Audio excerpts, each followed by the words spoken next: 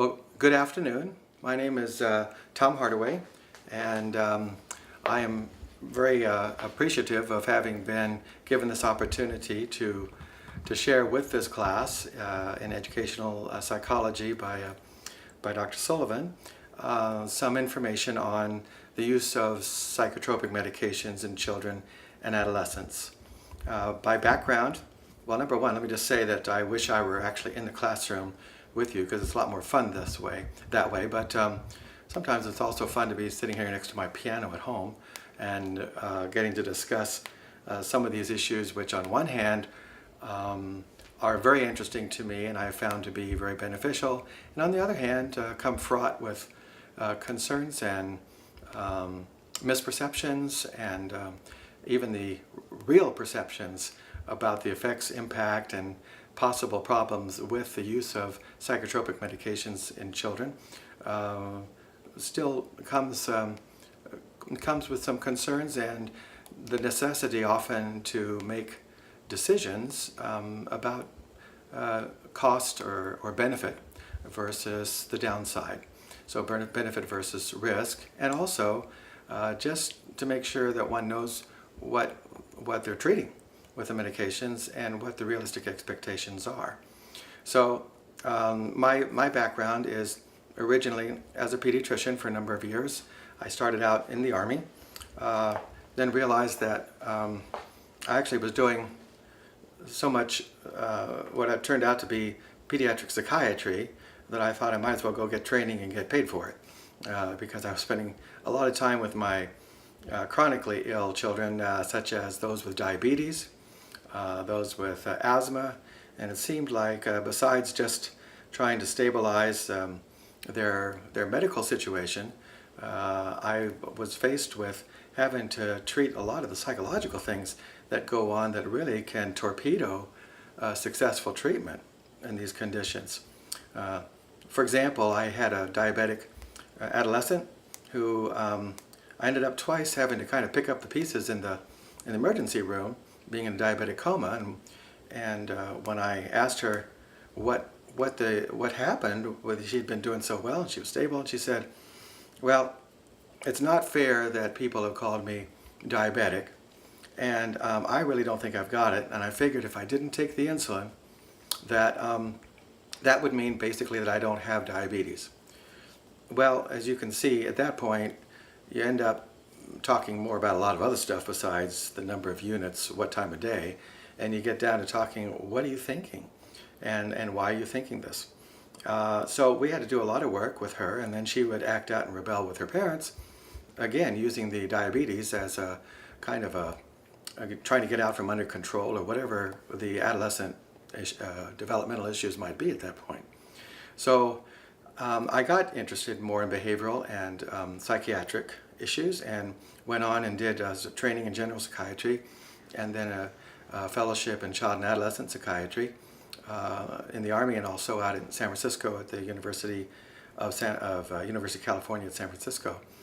I have never regretted that decision, and I have enjoyed that for the last 20 years or so in my practice, both in the Army and also in private practice, and in my capacity now as the medical director down at Center for Healthcare Services. So I have always loved school. I was very fortunate to have a great school situation growing up, both in elementary school, middle school, and also in high school. And I have been very interested in children who have either developmental problems, who have learning disorders, and who actually generally have so much in the way of positive assets, really positive abilities, and yet are kind of hobbled or have tripped up on things like learning disorders. It's funny what for parents and others think about with some of these things that trip kids up in being able to function in school, thinking that learning disorders, for instance, is some sort of indictment upon one's IQ or one's ability to appreciate the world or to be able to function at all, when in fact we know that these are very specific phenomena that if we can figure out what's behind that particular disorder and the like, we can help them enough that they can overall make strides and continue to learn, continue to progress and develop, and make a very important contribution to the world around them. Well, in my practice in child psychiatry, this is a big factor to me, which is one of the reasons that I have asked Dr. Sullivan to assist me as I'm returning back to school now and doing some work in learning disorders. But in terms of what the medications, what's going on with the medications, I'm going to assume that you all have the presentation here on the slides. As we look at the purpose of this, the purpose of this presentation is to help clarify and educate people that will be working both in the classroom, but more importantly those who will be supporting teachers in the classroom, those in school psychology, school counselors, and others that work with teachers, as well as teachers themselves. And so the idea of this presentation is not to give you a comprehensive psychopharmacological course, which would, number one, be very boring, and number two, even for me, and number two, wouldn't really get to the heart of what I hope that you all take away with you in this course. So under purpose, I think that's fairly straightforward. But on this purpose too, I would hope that you would come away today with some specific facts and ideas about helping parents to understand, and frequently they just don't understand. I work very carefully to try to help them go through, understand the target symptoms, what the medication will do, what it won't do, how to tell if it's working. And yet I find that on each subsequent visit to review how it's working, I guess it's kind of like me when I go back and find out about my blood pressure medication. I must have to ask the doctor 2 or 3 times about a few things. So it's hard to remember just in one occasion. So if you all, as supporters of teachers and psychologists, counselors, can help the parents to clarify, number one, what are the medications and what are they for, and then both of you can determine whether they are truly being helpful in the classroom for this child and optimizing their education or not. Those are some important things. And if you have some basic facts under your belt, I think that'll be easier for you. So part one is just about the medications themselves, a little bit of information that will help organize your thinking of these medications. The classes of medications, when we think of classes, you hear of antidepressants and mood stabilizers and the like, and you hear about Risperdal, and then you hear about Ritalin, and you hear about Prozac, and all these kinds of things, and they kind of come in a big flurry. And so what I'm hoping is that I can help organize your thinking about them, and they'll be a lot easier to remember and understand. First of all, as you can see from your notes there, the basic categories that I'm going to touch on today are the medications we use for attention deficit hyperactivity disorder. I've always thought that was an interesting term because now it applies to those who don't have hyperactivity as well. So now I have to tell the parents it's actually, they mean ADD, right, Doc? It doesn't have the hyperactivity, and I'm in the situation where I have to tell them actually it's attention deficit hyperactivity disorder without hyperactivity.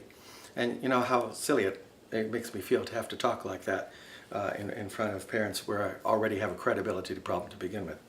Then the other categories are antidepressants. There are various kinds, and we'll kind of touch on those just as in terms of helping you to think about them in an organized fashion. Mood stabilizers, the first kind that we call anticonvulsants, we'll talk more about that. Mood stabilizers that are antipsychotics. And then finally what we call the anxiolytics. When you think of something that's a lytic, it means it kind of bursts that bubble. So if you have a big bubble of anxiety and you do something like a pin and you pop that bubble, it does away with it. That's kind of the meaning of the lytics, but it's basically anti-anxiety medications. So just in terms of the attention deficit hyperactivity disorder, there really are 3 kinds, and one is predominantly inattentiveness. And surprisingly enough, you can have ADHD with just the hyperactivity and impulsivity and not the inattention. And that took me a long time to really believe. But in fact, I've had kids that came to me when I really believed that the only reason they were impulsive and hyperactive and squirmy and fidgety in class, but of all things, Once they got into a project, they were interested in it, they could initiate it, engage in it, complete it.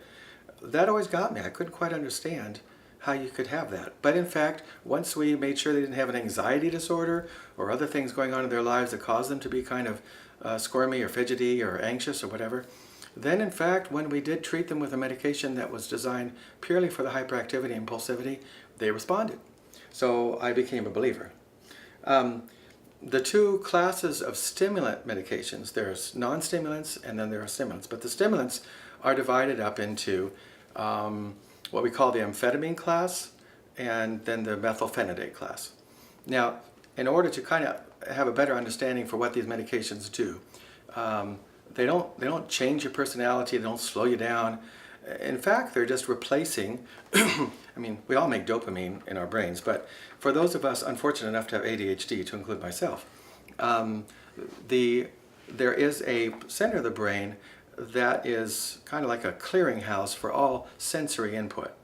And what happens is that most of the time, this can work as a filter, but when most of the time we don't need it. So if we're playing, if we're able to have something that keeps our reward center humming and we stay interested in something, we can pretty much focus on our own. And our prefrontal cortex is busily organizing and doing things either to play a game or to swim on the beach or whatever it takes.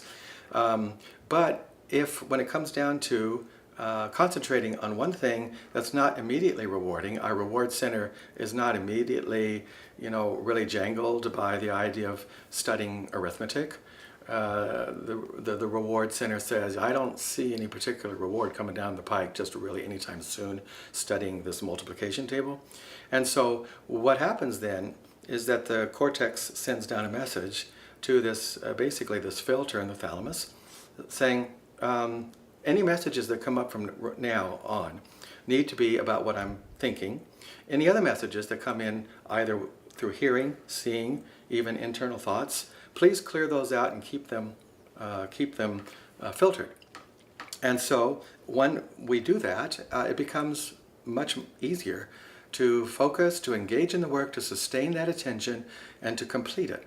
And it's felt that the neurotransmitter dopamine in that area that addresses the tracks in the cortex, in the relationship areas between one area of the cortex to the other, when they're working and in tune, and you can get all the other stimuli filtered out, then it really is doable. The rest is history. And once you can focus, most of the time the kids with ADHD are pretty bright and they can learn, and all of a sudden everybody's surprised that they can really do something well. And the way that happened is that we don't actually feed them more dopamine. That's not what the medications do. But they do prevent dopamine from being immediately sucked back up into the pre-synapse, which is usually what happens to most neurotransmitters. They eject them, they go to the next nerve cell, so to speak, in the central nervous system and do their thing on the receptors. Then after a while they get broken down, sucked up, and then repackaged. In this case, it's felt that the dopamine, whatever is being produced, is sucked up too fast.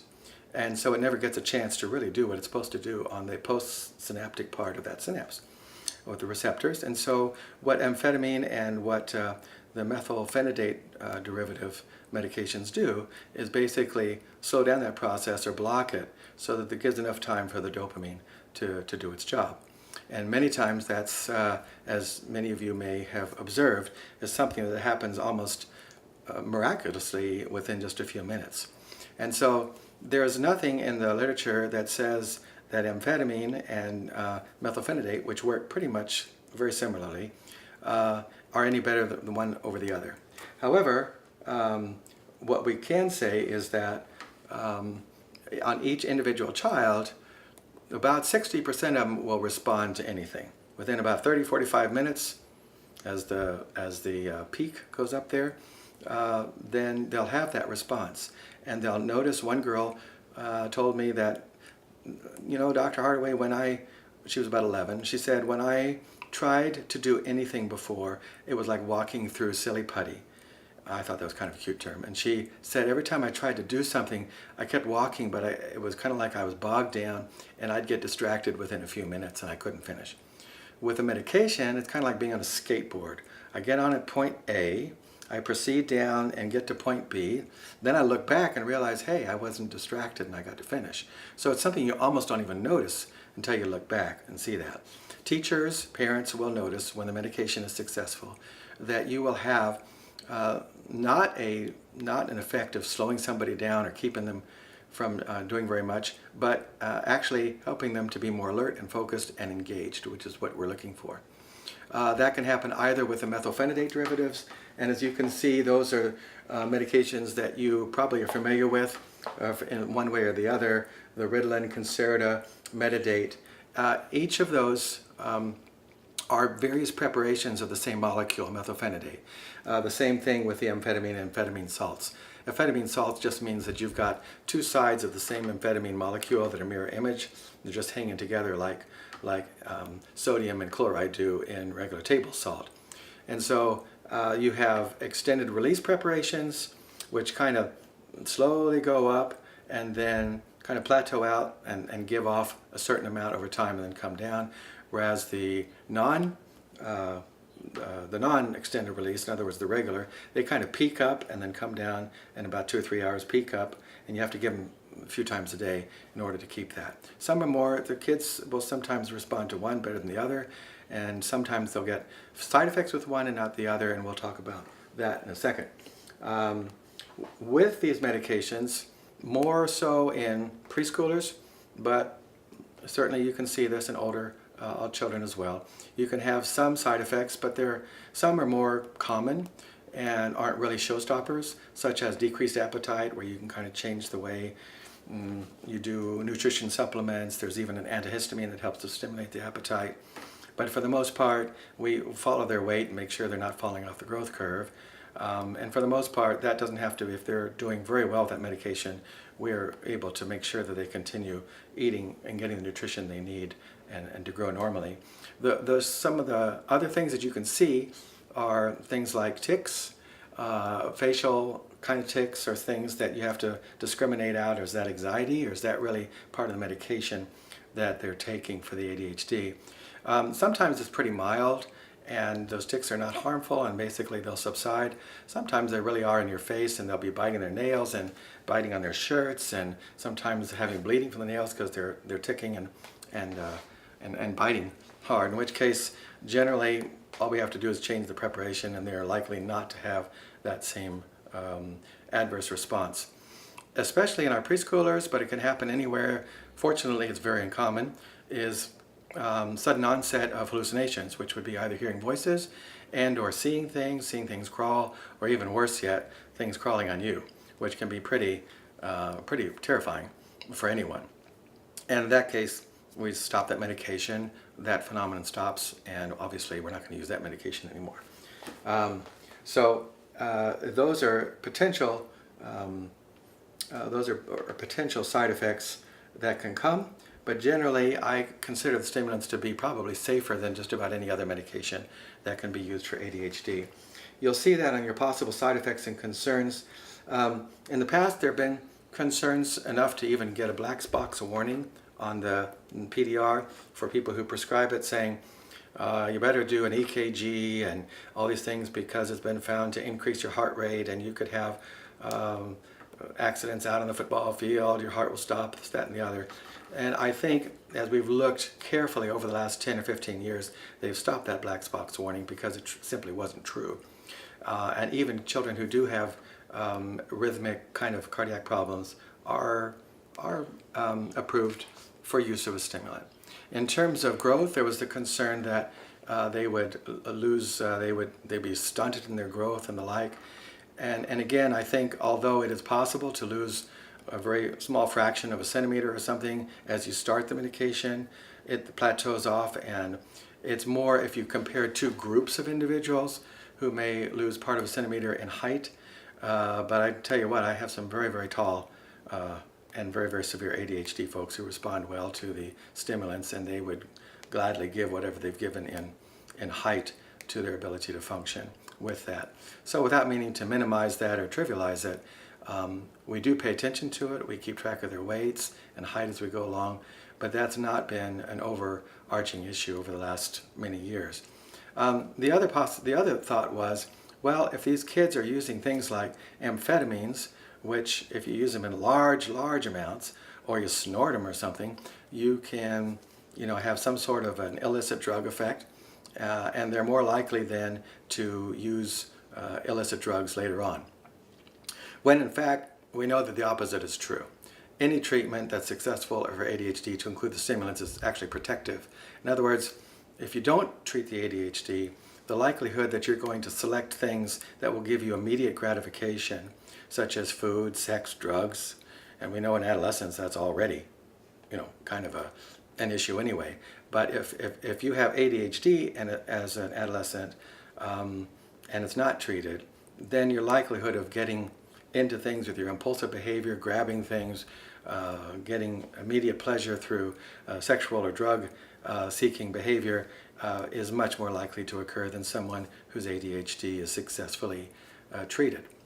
All right, so I'm going to go to the next one. The misperceptions, and you'll hear this among parents, if not yourself or among others in the public, is that they act by slowing you down. So frequently I'll get a response from the teacher that says, that medication works really well now. He's not a pain in the class, not running around. He just sits there and stares at the wall. So I have to tell the parents that that's not really what we're looking for. That's an adverse reaction. That's not the way the medication works. Yes, we don't want him running around and jumping on things and the like, but if the medication is successful, it will be helping that kid to actually be engaged, more alert, and in a constructive way, even more active in the sense of doing what he's supposed to do. So the idea of being down or being listless, which unfortunately sometimes can occur as an adverse response, needs to be reported as a problem, and we need to change the medication. The concern otherwise is that my child is no longer spontaneous and has turned into a different person. Well, if that truly is the case, again, that's an adverse reaction. But a lot of times what people think of as being my spontaneous child is the fact that he's no longer being the class clown, he's no longer giggling and excessive talking and looking very happy about things. And since he's not doing that anymore, he's staying focused, and when the kids try to distract him and get him to do that, it's disappointing to them because he won't do it. So they say, he's just not the same Johnny anymore. He just won't get up and make a clown out of himself. And that's just totally changed his personality. Well, if you consider the change in personality as being now that he's focused and he stays on his work until he's finished and doesn't allow others to distract him, that's a change. But it's not a change in his personality. That's the real Johnny. That's a constructive Johnny working. That they're dangerous because they're harmful street drugs. Again, yes, these stimulants can be diverted, and theoretically or practically speaking, I guess you can snort them and get some sort of a high. But I think usually that's fairly disappointing. At least in my children, young adolescents, that's not something that occurs. We talked a little bit about the idea that they could use illicit substances later, and that's simply not a evidence-based finding. In reality, I think that we've discussed pretty much what the reality is compared to the perceptions sometimes of these medications. I see them overall as being safer than non-stimulant medications because, as we'll talk about in a second, the non-stimulants have their concerns, which are very real, about blood pressure, a higher pulse, sometimes blood pressure dropping, and the like. So we'll talk about that next in the non-stimulants. Atomoxetine, Strattera, is touted, especially by pediatricians, and I understand, having been of the pediatrician religion before, the likelihood that stimulants are bad and Strattera must be good. And if you look at the studies, Strattera, which actually has the molecular formation of being an antidepressant, it does have anti-anxiety properties. It's kind of similar to a tricyclic antidepressant, And it has been shown in studies to have equally effective response for ADHD. In my real world experience over the last 10 years, I have not found that to be true. Number one, it's like an antidepressant. It takes 4 to 6 weeks for you to get the full optimal effect, whereas when you have a stimulant, it takes about 30 minutes. So the parents and the teachers have got to live for several weeks to see whether that dose is going to be helpful. And if it isn't, which it usually isn't, then you wait another 4 weeks to go up another dose. And to me, I've just never gotten the predictable effects from it. And at times, sometimes there's been concerns about increase in blood pressure over that which is normal. Sometimes I'll have children come to me on atomoxetine or Strattera, and they're doing extremely well with it. And I wouldn't dream of touching that. I continue that because I feel like it's doing what it's supposed to do. But I haven't used it as much as the company would like for me to. The alpha agonists, basically what they mean by alpha agonists, they're talking about the autonomic nervous system in terms of the alpha receptors on those. Clonidine and guanfacine basically are medications that in the cardiovascular system have been used for blood pressure. When you have high blood pressure and you give one of those medications, it actually drops your blood pressure. But in normal blood pressure, it doesn't seem to have any effect on it. And what it does is it affects those tracts of the brain that are related to impulsivity, the prefrontal motor cortex, which is involved in the spontaneous motor movements, squirminess, fidgetiness, hyperactivity. And the impulsivity really is a mean thing for a child to have to deal with. Most of the time, people have these impulses, and as you get older, you learn how to counter them or not to give in to them. You have a split nanosecond where you have the impulse to swat somebody, and in that nanosecond, the feedback comes back to you, searching through your memories of past experiences, reflexly, that's not a good idea. That the last time you cussed out the principal, the outcome was very bad. And so you immediately stop yourself, and then things hopefully get better because you think of something a little bit more rational or reasonable to do. And so it's not as if these ADHD children get up in the morning and say, you know, I'm going to go to school today and I'm going to swat somebody, or I'm going to blurt out an answer in class and really tick off my teacher. What happens is they simply get real excited. An impulse comes, which is probably the same impulse that occurs to any of their other peers. The problem is that they respond to it in a reflex fashion without the ability to think it through. And as a result, then a second later, after they've blurted it out, they realize, I don't think I should have done that. So these medications really do, the alpha agonists address that. I used it in the military for soldiers that were otherwise really functional, very effective, took orders well and followed through on tasks and got along well with other people, authority figures. But they had this nasty problem of all of a sudden getting an impulse and swatting somebody or screaming at their first sergeant. And with my experience in the military, that's probably not a real career-enhancing set of behaviors. And so frequently what will happen is people get mad at them and start kicking them around and see them as being a bad person, when in fact they're still kind of dealing with this impulsivity. So we used to give that, not so much to treat ADHD, but to help them with that impulsive behavior. And in fact, it was noticed to be very helpful in that way. Unfortunately, often it doesn't seem to do much of anything, in which case then I stop it. I don't want the kids to be on anything that's not very specifically showing some results with the target symptoms. The antidepressants generally tend to do the same kind of model that we talked about with the ADHD medications. There are a lot of neurotransmitters that are involved in the instability of moods. And in this case, when we're talking about depression, that can mean a lot of things. And of course, when we're talking about depression, being sad, being tearful, even for an extended amount of time, is not what we would think of as being clinical depression. As a matter of fact, I would be more concerned about a child who had been teased and told that he was worthless. I'd be more worried about him if he just said, doesn't bother me, than if he was down about it and felt really sad and maybe even tearful about that. So there's a reason we have all of our emotions. But when you have a situation in which your function is truly disturbed in terms of losing interest in previously very rewarding activities or pleasurable activities, self-isolation, no longer interested in social contacts, feeling really awful about yourself no matter what your situation is, maybe even feeling irrational guilt that a lot of these things that happen around you are your fault, and often feeling totally worthless or hopeless about things, then that smacks of enough ammunition, so to speak, to use to warrant considering an actual diagnosis of clinical depression.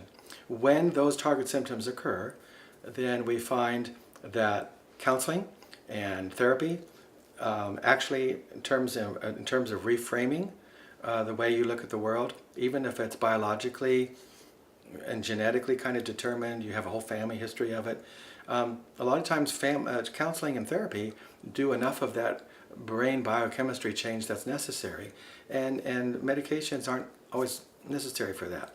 I always try that first if I can. If I'm worried about things like suicidality and the like, that they have kind of a short fuse before something worse happens, then sometimes we then feel like maybe medications should be considered. There are two neurotransmitters that are usually considered the most out of many transmitters that are involved. They address tracts that go through the emotional center of the brain, around the amygdala, hippocampus, and that central part of the brain. Feeds into the cortex in terms of, when somebody calls you no good, ordinarily your cortex and prefrontal cortex and your rational kind of thinking are able to put that into context. And then you're not depressed, you just kind of reframe that yourself. But in clinically depressed individuals, their ability to reframe things is very much compromised. And what we find is that medications that govern the amount of serotonin that's available to be used in the nervous system, in those tracts specifically, is lower. Lower not so much in the sense of absolute amount of serotonin, but in the body's ability to keep that serotonin outwork and work on that post-synaptic receptor. And so we have what's called selective serotonin reuptake inhibitors. The anagrams that you can make out of that are amazing. That's a lot of letters just to determine one medication. And we use the term SSRIs for most of the medications that are considered to be much safer than the ones we used before in terms of overdoses and the like. And the big three that we consider are, let me see, the Prozac, or fluoxetine, Zoloft, Paxil, Celexa, and Lexapro. Those most recently have been the ones that kids who come out of the hospital or even in outpatient clinics, you'll see them coming on that. And then in the treatment-resistant folks, you've got other kind of medications that address more than just the serotonin system, and the other neurotransmitter is norepinephrine that's considered. And you have some medications that I call them SNORIs, but the selective norepinephrine reuptake inhibitors. And those are selective medications. And then you've got some that address both of them, kind of like double-barrel shotguns. And those are medications that you might hear called Effexor and Cymbalta. But for the most part, in terms of the FDA and things that are approved to be used in children kind of first line, those medications are the SSRIs like Prozac, Zoloft, and Paxil. And now these days, Celexa and Lexapro. When we think of the use of antidepressants, they take a lot longer. There's this kind of feeling that you can pop them, and I didn't feel bad today, so I didn't take my Celexa. They work a little bit differently. They don't work by landing on a receptor and all of a sudden these changes take place all the way down the nervous system within the next few minutes. They operate by when you land on that receptor, they start a chain of events that changes the whole structure of that cell, changes the DNA, changes everything. That takes several weeks. And that's why kind of you have the delayed response. But generally, if I'm going to get a good response with an antidepressant, like after about 4 weeks, I'll see some improvement within a week or two. And that's what I tell the patients. But the most important thing is to realize we're not treating the disease of depression with the antidepressant. There's not an antidepressant that takes, once you've made the diagnosis, it senses that and it does away with depression. So you're not really treating the diagnosis, you're treating the specific target symptoms. Why is that important? Is because it's important for the child and the parent to understand how to track this medication, if it's really doing any good at all.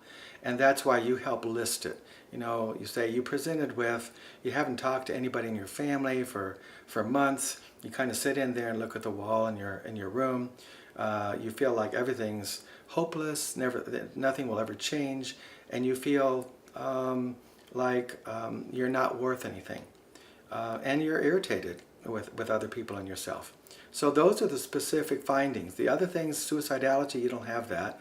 And so what you do is you go through each of those target symptoms and say, this is what we're going to follow. And we're going to have you kind of rate that as you go along by paying attention to the frequency.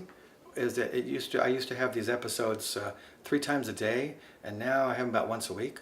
Or the intensity. You know, I used to feel just totally so hopeless I didn't want to get up in the morning when I had these. But now when I have them, I can kind of see, I can feel it coming, and I can kind of get myself doing something else to assist me and get more active and the like. So frequency and intensity are usually the best ways to track a target symptom and to see if something's really helpful. When we talk about the possible side effects, some of them may not be showstoppers. The biggest reason for stopping an antidepressant frequently has to do with either having a really queasy feeling or nauseated, or diarrhea, or with headaches. And generally, if you get headaches at the beginning and then they're taken care of by an analgesic, Tylenol, I usually tell the patient, if they're willing to do that, to go ahead and continue, and let's give this medication a chance over the next several weeks. And the same thing if I have a little bit of queasy feeling, that usually goes away during the day. But if you've got nausea and vomiting, or you've got excruciating headaches, obviously even if they do go away, ultimately, you don't want them to have to go through that, and there's just a lot of other options. So I usually have them stop and we start something that's different. We are kind of careful before we just throw somebody on antidepressants. These days, bipolar disorders, we know a lot more about it. One of the things we know is that people who have bipolar disorder frequently don't come in with a history of mania or the other part of that bipolar. They just come in with depression. And unfortunately, the way they diagnose they have bipolar disorder is by throwing them onto an antidepressant, and immediately they switch and have their first manic episode. And they get agitated and the like. So what we like to do is, if we really feel like they have a strong family history of bipolar disorder, or they're kind of hypomanic in their behaviors, meaning kind of really over the top, euphoric, stay up all night sometimes doing constructive activities, they don't need sleep. And if we got some evidence that way, then we use a mood stabilizer, what we'll talk about next, rather than an antidepressant. Speaking of which, we come to the mood stabilizers. And when we think of a mood stabilizer, that really is a big term that everybody has a lot of funny perceptions about, including myself. Sometimes when somebody's telling me about a mood stabilizer, I'm really trying to figure out what they're talking about. Because you don't know whether it means that somebody's always agitated and they're really angry at everybody, so we're going to stabilize his mood. Or somebody gets really easily giggly about something, and they have a great time and they're out socializing, and we need to stabilize his mood because he's just too happy or something like that. So it gets to be, you have to be real careful about what mood stabilization, what mood needs to be stabilized, and what you mean by that.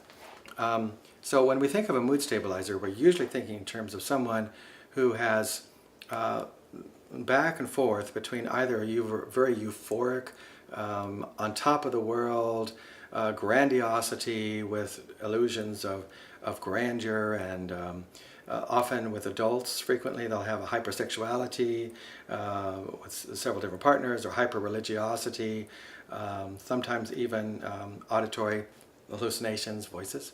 And so with that'd be kind of high, and then that may go for a week or so, and then you kind of descend into the total dysfunctional depression, suicidality, and the like. And those are what we're talking about, moods, bipolar moods. And when we talk about stability or stabilizing moods. We're not talking about bringing somebody so they don't have any moods. We're talking about taking the extremes and just kind of making them so that they're rational again. So with depression, we were just talking about the low mood and kind of helping to bring you back to ground level. There's no happy pill. It doesn't make you happy. That's up to you. But try to bring you up to ground zero so the symptoms aren't weighing you down. A mood stabilizer essentially does that for both poles. And mood stabilizers that we used to use a lot before are called the anticonvulsants. They were used in epilepsy to stabilize seizure activities. But in this day and age, we also use them for stabilizing moods, helping with depression, helping to take somebody who's constantly just kind of blowing up, being agitated, aggressive, or having alternating depression, and then the really highs. Often we use medications like Depakote, you may have heard them for seizures, or Trileptal, or other medications that I put down here, Topamax, Lamictal. Some of them cause weight gain, and some of them don't cause maybe any weight gain at all, and so that's kind of a consideration sometimes to use. But the other mood stabilizers that you may hear more frequently, because they're considered a little bit simpler and less likely to cause side effects, and those are the antipsychotic. We used to use them purely as antipsychotics. You remember the old days when you used Haldol and Thorazine. Those really had a lot of side effects. And now we've got what we call the more recent generation antipsychotics.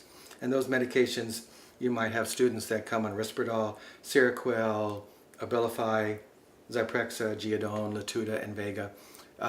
Those are kind of the most common ones. And they're really recommended now for somebody who's intensely depressed but feel like it's part of the bipolar disorder, or for the antipsychotic properties, which is if they're having voices, visual hallucinations, frequently both. You can get hallucinations with a really severe depression or with bipolar disorder. So they really help to do away with the hallucinations. They help to stabilize the moods. Not so much that they control the individual, but actually what happens is they kind of help the thinking part of the brain stay connected with the emotional part of the brain, so that you can do that self-talking and control your own moods and bring them back down. Even if you become anxious and agitated, you won't just automatically, reflexively be sent off into oblivion, and everybody has to wait for you to come back down before they can talk rationally with you. So these medications may frequently be seen in the classroom. With the effects, if they're sedating a kid, or if they're kind of making them seem kind of zombie-ish, that is not the effect that we're looking for. The effect that we're looking for is somebody who can think a little bit more rationally, even when they're agitated or anxious or depressed, and can function more in a cognitively more rational way and make use of that cortex that's up there. So you'll see kids that are on this medication that seem to, there's an explanation in your notes that tells kind of what the ongoing psychopharm theory is for how they work. But bottom line, clinically speaking, in the classroom, this kid should be more easily rationalized with, is more easily calmed, and more easily able to think rationally and calm him or herself. The side effects can be what we call, they used to occur much more frequently in the older medications, but in these medications, occasionally you'll have what's called extrapyramidal symptoms, which talks about motor movements that don't come through the regular pyramidal system of the nervous system, that is, being governed by the motor cortex for voluntary movements. They come kind of outside that, where you have involuntary movements. Everything from cogwheeling as you come up, kind of like Parkinson's, or one patient I had just started having a clubbed hand and they get really rigid. Sometimes they'll get rigidity in their neck and be kind of stuck like that. That's kind of scary. Or even more scary is when your eyes, it's called an ocular gyrate crisis, where your eyes get kind of locked up in that position. What people often don't know is that you can unlock all of that right away with Benadryl, 25 to 50 milligrams. And there's also a medication you can take that will prevent that. But it's really extremely uncommon. And, but it is important to look for that. Another finding along with the EPS could be what's called akathisia. And akathisia is where you have somebody who's constantly pacing, or kind of having tics, or their tongue's moving around, that kind of stuff. Or those are called Dyskinesias or akathisias. And that is something that can also be treated with a medication, but there's so many medications to choose from, you probably don't need to do that. It was just a matter of switching to one that just doesn't cause that.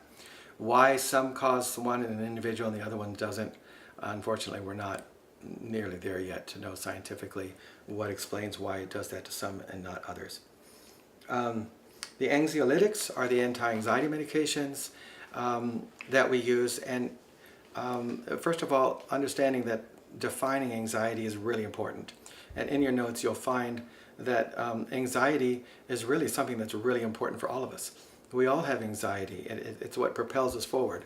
If I weren't anxious about my test tomorrow, or anxious about doing well and working on my paper with sufficient time ahead of time, that I'm not anxiously having a fit the night before trying to get the paper, those are the things that propel us to do more rational things. And so there is a normal anxiety that is very necessary. If you took away all our anxiety, we wouldn't be really functional. And just like you need that stress, and it's a gradual stress that you can handle, and it propels you forward. But when the anxiety is overwhelming, and frequently that comes from biological underpinnings that cause your body's perceptions of the world around you to be way oversensitized. It's just kind of like upregulated nervous system, that the normal response that would result in anxiety is just so heightened that you become dysfunctional. And there are various kinds of anxiety disorders: generalized anxiety disorder, panic disorder, which is usually purely biological. It frequently doesn't have a trigger to it. You're just watching TV and all of a sudden your heart starts racing, your heart starts pounding, you start sweating and shaking, and you feel like you're going to die. And that's a terrible feeling, especially in the middle of a TV show, if not able to finish watching the show. And so in this case, those are called panic episodes, and many times people will have agoraphobia. That means they won't leave the house until, well, they just won't, because they're afraid they're going to have one of these things. So a lot of times something we call school phobia is really with a child that's been doing great. I had a 12-year-old girl, a couple of 12-year-old girls. They happen to be at the same age. You don't have to be 12, but in this case they were. And they refused to go to school, having been great students before that. And it's because in each occasion they had had a panic episode at school, and they didn't feel like they could control it because it came out of nowhere. They weren't triggered, they weren't unhappy, they weren't anxious, and all of a sudden it just happened. And after it happened once or twice, they wouldn't go to school. And there's this kind of dread of this happening out in public. We call that panic disorder with agoraphobia. Then we have social anxiety disorder, which is basically the inability to function when you're around other people. You just have to stay by yourself because you're just too anxious to work in situations where you're dealing with people. Obsessive compulsive disorder. Those are examples of anxiety disorders. And they all respond generally, number one, almost equally well to reframing again in cognitive therapies for these behaviors. But frequently we also find that if you're going to use a medication, medications that we talked about, the antidepressants, SSRIs, are equally as effective for these disorders. PTSD is also a disorder, but it's brought about because of a sudden, a shattering of your, we all have to have kind of this shield or this perception of the world as being safe enough to get up in the morning. And generally we learn gradually over our years that the world is less safe than we thought, and we learn prudent measures, and we learn to be concerned and worried in certain areas to make sure that we stay safe. But when something happens suddenly and shatters that illusion, like on the battlefield, or surviving a plane crash or an automobile crash, that shatters things, and you tend to then generalize from one experience that the whole world is now unsafe, and you have all sorts of symptoms from the you're probably familiar with it, from the recurring intrusive memories of either trauma or abuse as a youngster, or trauma-related nightmares, or exaggerated startle, just a little noise, all of a sudden you're like this, or avoidance behavior. Just never go into the mall again because that's where you were molested by someone was in a mall setting. So those are those PTSD, and again we use the SSRIs to treat the depression and the anxiety that come with those things. So those are called the anxiolytics. Now sometimes, especially when the medications are not doing exactly enough of what we want, we're still working on getting it to the right level, or we've really got an acute situation like school phobia, the kid will not come into the school at all, has major concerns about something happening to his parents or whatever, and just won't come up the steps, won't get out of the car, has a fit, and just every day refuses to go to school. Then sometimes we work out a behavioral program with a school counselor to gradually do something to work to get him into the school, come to the school counselor's office, help calm him. But sometimes something to get that started, we will very temporarily use what's called a benzodiazepine. And the benzodiazepine are medications like Xanax, Valium. Those are kind of the ones that we shy away from because they're absorbed so quickly that there's kind of a rush that goes with them. So there's a tendency to develop a dependence on them psychologically. But there are other medications which don't have so much of that rush, like Ativan and Klonopin, that I will use occasionally with children on a temporary basis to kind of help them through an acute situation, to get over to be able to function and think normally in an organized fashion while they're going through with other therapies and treatments, whether it be other medications or the therapy, or working with them environmentally to help them get used to a situation. For the most part, don't use benzodiazepines the way we sometimes may use them more in adults. There's another medication called Buspar, which can be effective for anxiety as well. I'm not sure that I've had a lot of response to it overall in my practice, but occasionally use it, and you'll see children on that. Other medications we use in our psychiatric practice will be Ddavp. Presumably you won't see that but if you see it on a list of medications that they give you in a counseling session or ARD meeting or something like that, the Ddavp, which is desmopressin, is a body's hormone that helps to kind of hold the bladder together so that you can keep better control of it more easily, and it really is effective in helping kids with bedwetting until they get their own primary control of that.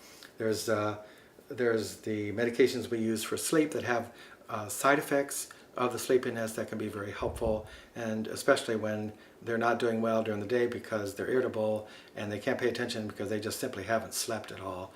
And frequently our ADHD children and children with anxiety still need to be able to get on a sleep schedule, and we sometimes will use these other medications to help them readjust their schedule.